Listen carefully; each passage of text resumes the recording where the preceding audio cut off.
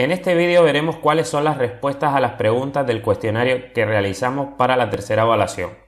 En la primera pregunta hay que decir de qué tipo es la transmisión de datos entre una emisora de radio y un receptor de radio según la dirección de la comunicación.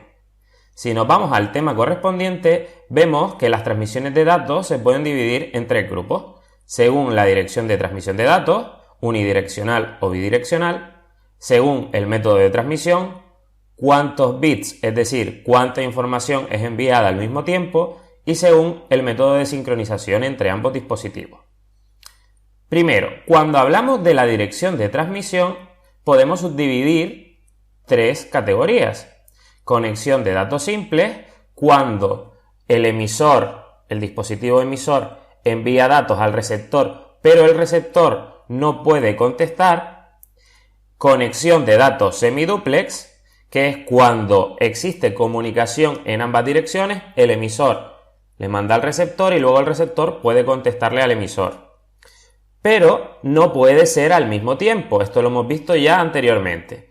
Por ejemplo, un walkie-talkie, cuando una persona está hablando, la otra escucha y hasta que la otra persona no ha terminado de hablar, el segundo no puede responderle al primero, es decir, no puede existir una comunicación simultánea, sino que tiene que terminar uno para luego hablar el otro.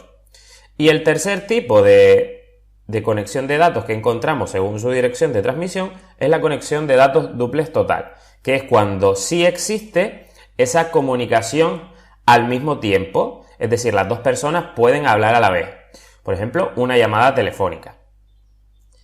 Según el método de transmisión, podemos encontrar la transmisión de datos en serie y la transmisión de datos en paralelo. Esto hace referencia, como hemos dicho anteriormente, a la cantidad de información que se envía.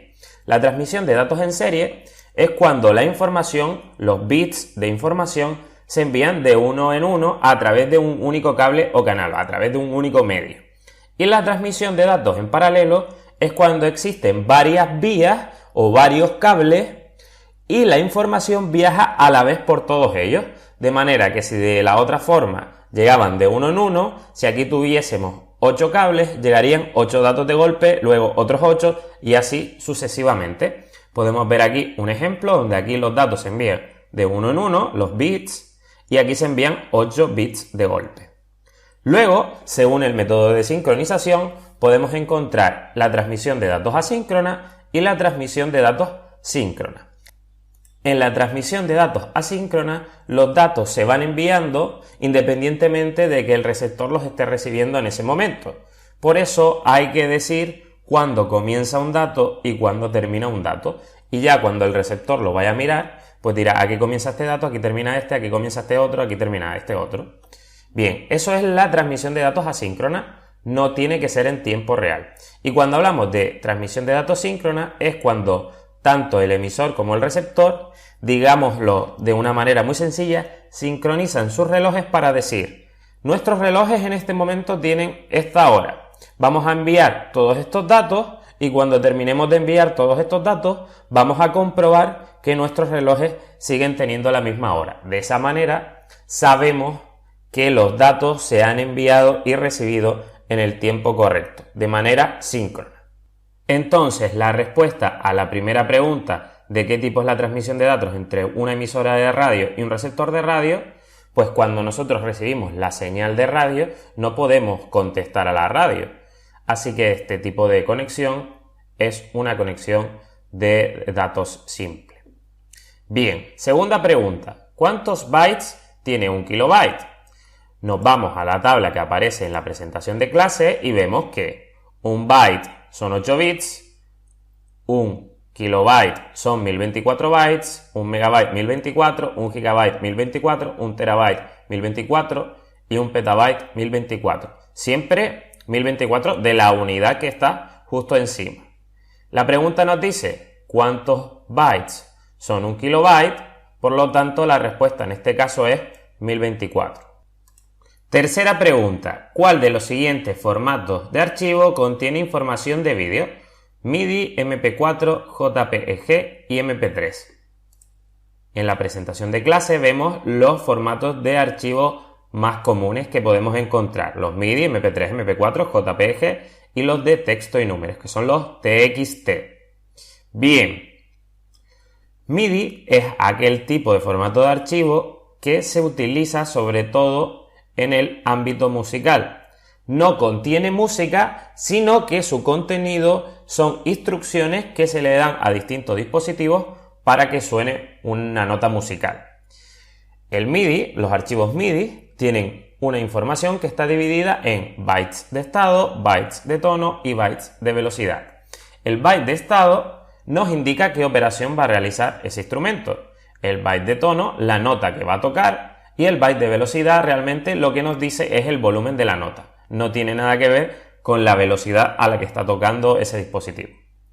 El MP3 y el MP4 son archivos, uno derivado del otro. El primero sí que contiene música, audio, con su voz y todo, y el MP4, además de contener audio, también contiene vídeo.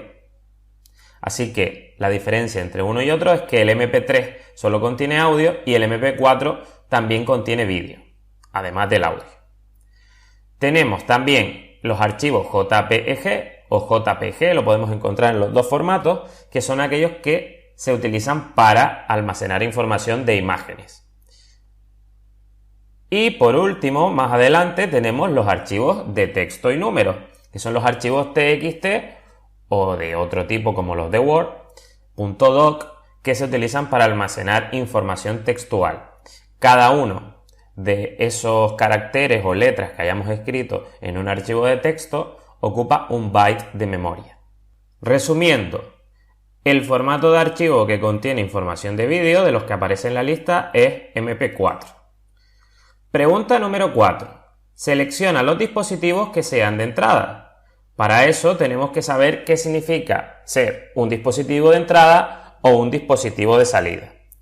Los dispositivos de entrada son aquellos en los que la información viaja hacia el interior del ordenador para que ésta sea procesada.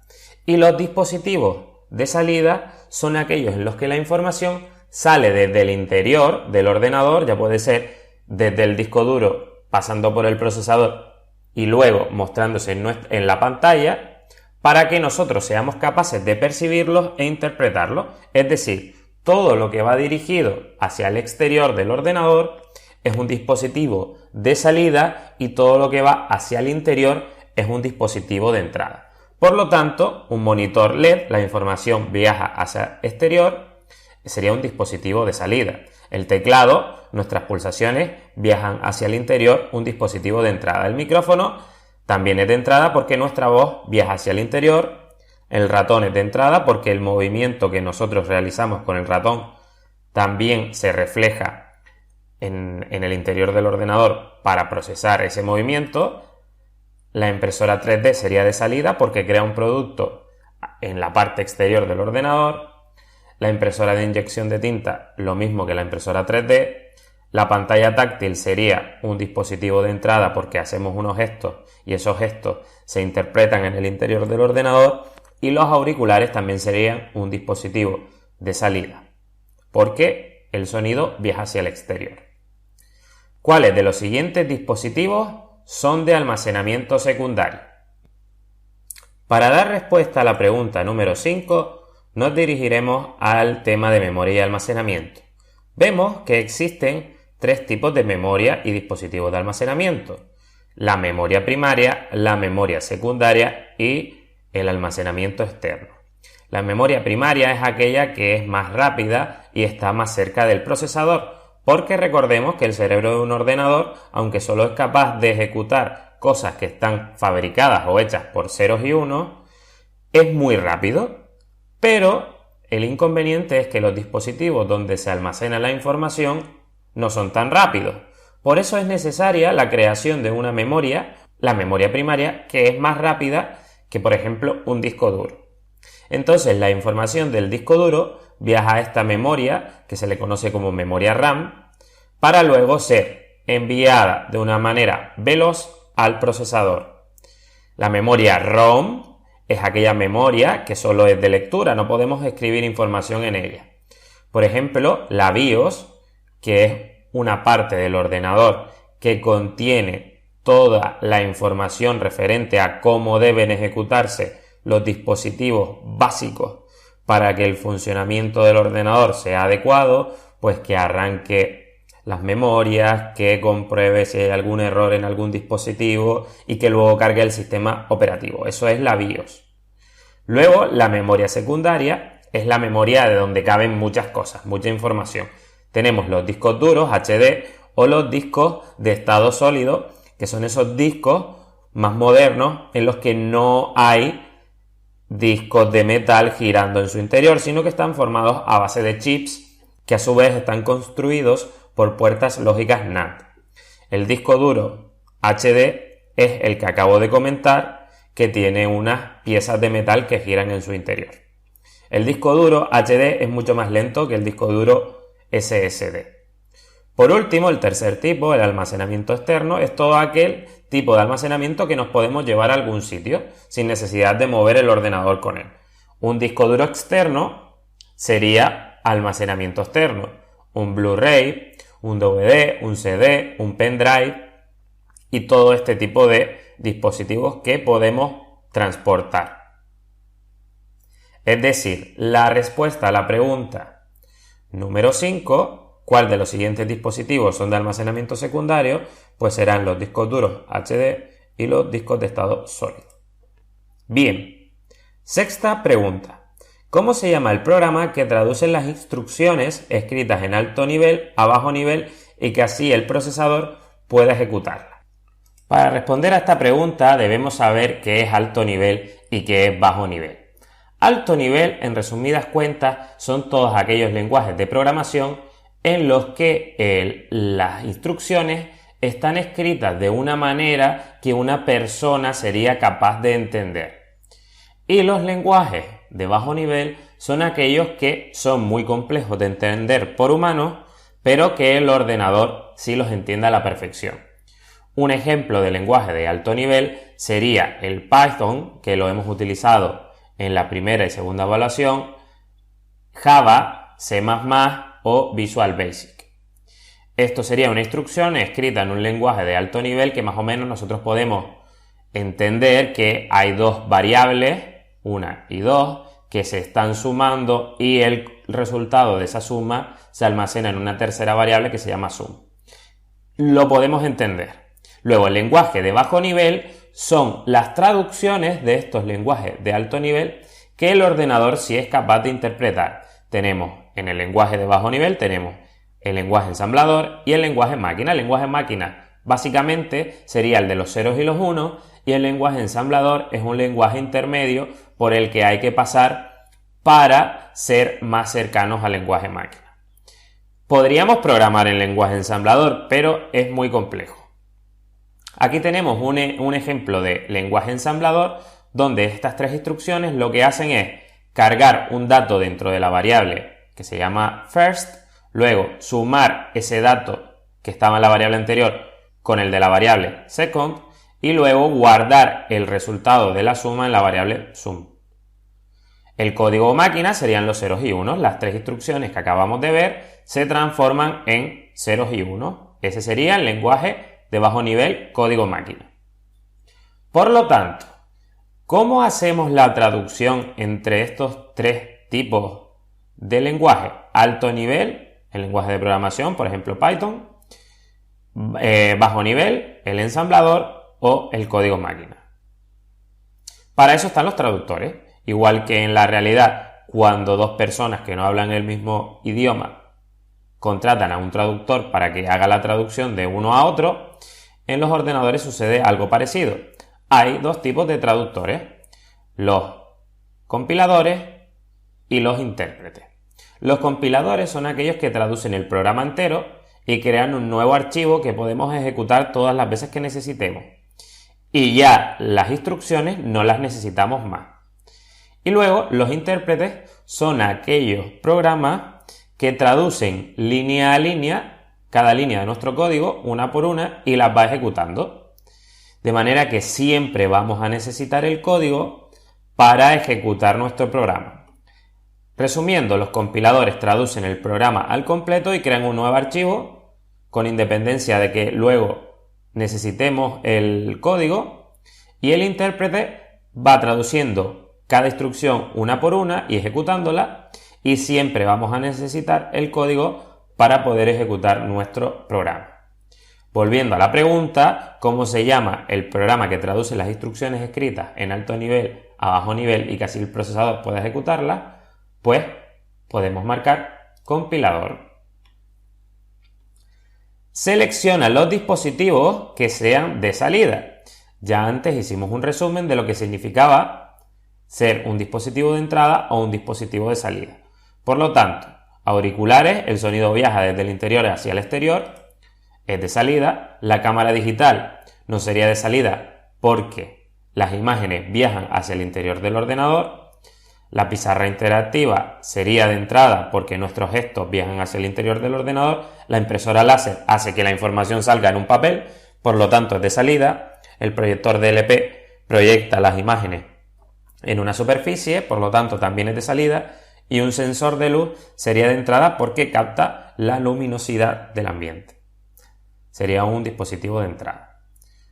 ¿Cuál es la puerta lógica cuya salida solo es 1 si sus dos entradas son 1? Salida 1 si sus dos entradas son 1. Bien, nos vamos al tema de puertas lógicas. Nosotros hemos visto 6 tipos de puertas lógicas. La puerta NOT, la puerta AND, la puerta OR, la puerta NAND, la puerta NOR, la puerta SOR. Bien, la puerta AND es aquella que solo nos devuelve un 1 cuando sus dos entradas son verdaderos, son 1. En cualquier otro caso nos va a devolver un 0. La puerta OR es aquella que nos devuelve un 1 siempre y cuando alguna de sus dos entradas sea 1. El único caso que nos va a devolver 0 es cuando sus dos entradas son 0. Luego teníamos la puerta NOT, que nos devuelve justo lo contrario de su única entrada. Si en la entrada teníamos un 0, nos devolverá un 1, y si en la entrada teníamos un 1, nos devolverá un 0. Luego tenemos la puerta NAND, que es lo contrario que la AND. Sería como poner una NOT en su salida. Es decir, en cualquier caso en el que la puerta AND nos iba a devolver un 0, ahora nos va a devolver un 1, y donde antes nos devolvía un 1, ahora nos va a devolver un 0. 0, 0 en una puerta AND nos daría 0, pero como es una puerta NAND, nos da un 1. 0, 1, 1, 1, 0, 1, 1, 1, 0. La puerta NOR tiene un funcionamiento parecido al de la puerta OR, pero también añadiéndole una NOT al final. ¿Cuándo nos devolvía una puerta OR un 1? Cuando en cualquiera de sus dos entradas hubiese un 1. En este caso, cuando en cualquiera de sus entradas haya un 1, nos va a devolver un 0. Y es efectivamente lo que tenemos aquí. 2 ceros nos devuelve 1, un 1 aquí, un 0 aquí, un 1 aquí, un 0 aquí, un 1 en alguno de los sitios, un 0 aquí. Y por último, la puerta XOR, la SOR. Esta puerta nos devuelve un 1 cuando sus dos entradas son diferentes. 0, 1 o 1, 0 nos va a devolver 1, y cuando son iguales, 1, 1 o 0, 0 nos va a devolver un 0. Volviendo a la pregunta, ¿cuál es la puerta lógica cuya salida solo es 1 si sus dos entradas son 1? La respuesta correcta sería la puerta AND. Novena pregunta. ¿Cómo se llaman las señales que se envían al procesador para que deje lo que está haciendo temporalmente? La respuesta a esta cuestión se encuentra en el tema de sistemas operativos y arquitectura de computadores. Una interrupción es una señal enviada desde un dispositivo o software hasta el procesador. Las interrupciones hacen que el procesador deje de hacer lo que está haciendo temporalmente y atienda la interrupción. Por ejemplo, como un ordenador hemos dicho que normalmente solo puede ejecutar una tarea al mismo tiempo, pero si pensamos un poco, nosotros cuando utilizamos un ordenador tenemos varios programas abiertos. ¿Qué es lo que hace el ordenador para solucionar ese problema?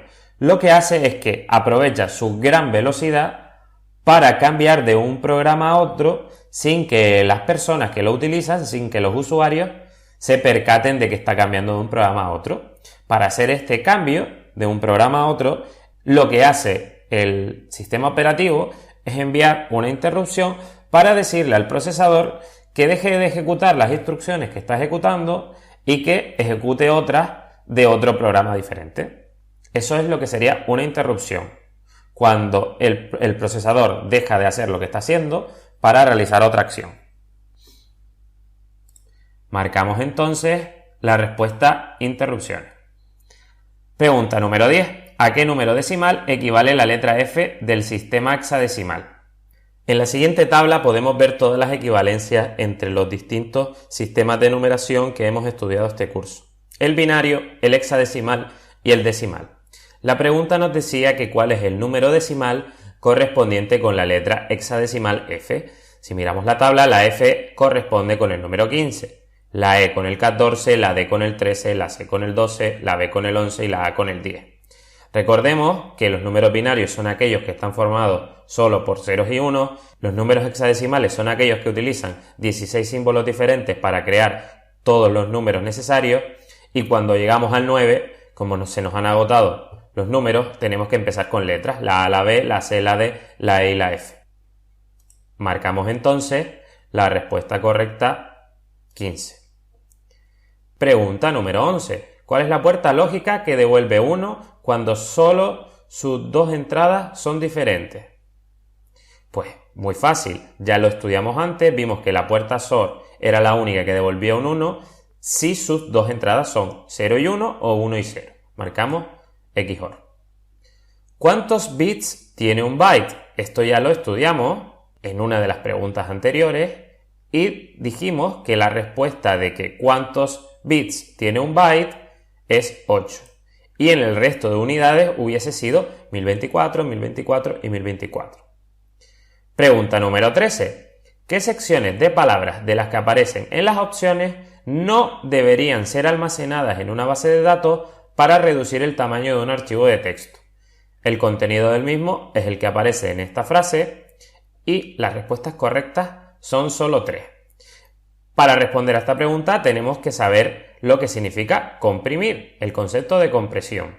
Imaginemos que tenemos una película y esa película no nos cabe en un pendrive de 8 GB. Pues, ¿qué podríamos hacer para comprimir esa película un poquito y que quizás nos pueda caber en ese pendrive? Lo que tenemos que hacer es reducir el tamaño, el peso del archivo, que puede estar en bytes, en kilobytes o en megabytes, incluso en gigabytes, que es lo más probable, para ver si reduciéndolo nos cabe dentro del dispositivo de almacenamiento externo, como es un pendrive. Bien, en este caso vamos a usar un ejemplo más concreto en el que vamos a tratar de ver cómo el ordenador es capaz de comprimir un archivo de texto. Tenemos esta frase y el ordenador lo que busca son repeticiones de trozos de palabras. Por ejemplo, crea una base de datos donde la palabra this, que aparece 2 veces, se almacena en esa base de datos y se le pone un índice, el 1. Luego, la H, la O y la W se repite también 2 veces, una vez aquí y otra vez aquí, por lo tanto la podemos añadir a la base de datos y ponerle un nuevo índice, el 2. Y la letra O y U seguidas aparecen tanto en esta parte del texto como en esta parte del texto. Así que podríamos ponerle un nuevo índice y almacenarlo en la base de datos. Si sustituimos todos esos trozos de palabras en la frase original por los índices que hemos creado, aquí tenemos que va la palabra this, aquí también iría la palabra this, aquí iría la H, la O y la W, aquí también, y aquí en el 3 iría la O y la U, y aquí también. Por lo tanto, de este trozo de texto que es largo a este trozo de texto que es un poco más corto, nos hemos ahorrado un 33% del tamaño del archivo y eso nos va a ocupar menos espacio. Cuando comprimimos archivos, podemos encontrar dos tipos de compresión: la compresión con pérdida y la compresión sin pérdida. Cuando comprimimos un archivo y lo vamos a descomprimir, si en el proceso de descompresión perdemos la información o parte de la información original, decimos que es una compresión con pérdida. Y la compresión sin pérdida es cuando restauramos al descomprimir el archivo y queda idéntico al original. Es importante conocer las dos diferencias. Volviendo a la pregunta del cuestionario, vamos a buscar entonces las partes de las palabras que se repiten. V o L está tanto aquí, como aquí, 3 veces, 4. Lo encontramos muchas veces, entonces esa palabra sí debería ser almacenada. Y la pregunta nos dice cuáles no deberían ser almacenadas. Entonces sabemos que ball sí que va a ser almacenada. Vamos a buscar D, cuántas veces se repite. D, una. ¿No hay más D? Pues entonces, así, hay otra aquí, una aquí y otra aquí. Esa también va a ser almacenada en la base de datos, no la marcamos. El con acento y el sin acento no son la misma palabra, porque se diferencian en la tilde. Bien, pues entonces vamos a ver si la palabra el con acento se repite varias veces. Vemos que sí, que está 2 veces. También debería ser almacenada en nuestra base de datos, no la marcamos. Arboleda aparece una única vez, por lo tanto, esta palabra sí que no va a ser almacenada. Volar aparece una vez y tampoco debería ser almacenada. Vol dijimos antes que sí debería ser almacenada. AR lo tenemos aquí y también lo tenemos aquí. Esa sí debería ser almacenada, no la marcamos. Hizo está una vez y no debería ser almacenada. Y la palabra pero aparece 2 veces y sí debería ser almacenada, por lo tanto no la marcamos. ¿Cuánto ocuparía en bytes el archivo de una imagen en color cuya resolución es de 10 píxeles de ancho por 5 píxeles de alto? Sabemos que las imágenes digitales están formadas por píxeles. Esos píxeles son como pequeños cuadraditos que están pegados unos a otros y cada uno de esos cuadraditos está pintado de un color diferente. También sabemos que cada píxel está formado por 3 componentes de color: la R, que es la roja, la G, que es la verde, y la B, que es la azul, red, green y blue. Bien, cada uno de esos píxeles tiene 3 colores, el rojo, el verde y el azul, y cada uno de esos colores ocupa un byte de datos. Por lo tanto, cada píxel debería ocupar 3 bytes de datos. Las imágenes digitales están formadas por un número determinado de columnas de píxeles y un número determinado de filas de píxeles. Por lo tanto, si nosotros multiplicamos el número de columnas de píxeles por el número de filas de píxeles, obtenemos el número de píxeles totales que hay en esa imagen. Y si hemos dicho que cada píxel ocupa 3 bytes de datos, uno por cada color, multiplicando un número de píxeles determinado, el que contenga la imagen en su totalidad, por 3, nos daría el tamaño de la imagen. Volvemos al cuestionario y si nos dice que la resolución de la imagen es 10 píxeles de ancho por 5 píxeles de alto, multiplicamos 10 por 5, eso nos daría 50, y como son 3 bytes por cada píxel, 50 por 3, 150. ¿Cuál es la parte equivalente a la estructura de una página web? En el primer tema que estudiamos, vimos las estructuras de las páginas web y su presentación. La estructura es la forma organizada de la información que se va a mostrar en ella, y la presentación viene a ser el diseño de la misma. La estructura está formada por el HTML del documento y la presentación está formada por las hojas de estilo en cascada, el CSS. Aquí tenemos un ejemplo de página web donde en la izquierda aparece su estructura HTML y en la derecha aparece su otro archivo que es el que contiene el diseño, el CSS. Aquí está toda la información que se va a mostrar en el navegador web y aquí está cómo se va a mostrar, pues utilizando este tipo de letra, con este tamaño de letra, en este color, con esta imagen de fondo, etc. Por lo tanto, volvemos a la pregunta del cuestionario: ¿cuál es la parte equivalente a la estructura de una página web? Marcamos el HTML. Pregunta número 16. ¿Cuáles son los 3 grupos principales en los que se puede dividir la memoria y los dispositivos de almacenamiento? Antes ya lo estudiamos. Habían 3 tipos de memoria y almacenamiento: la memoria primaria, la memoria secundaria y el almacenamiento externo.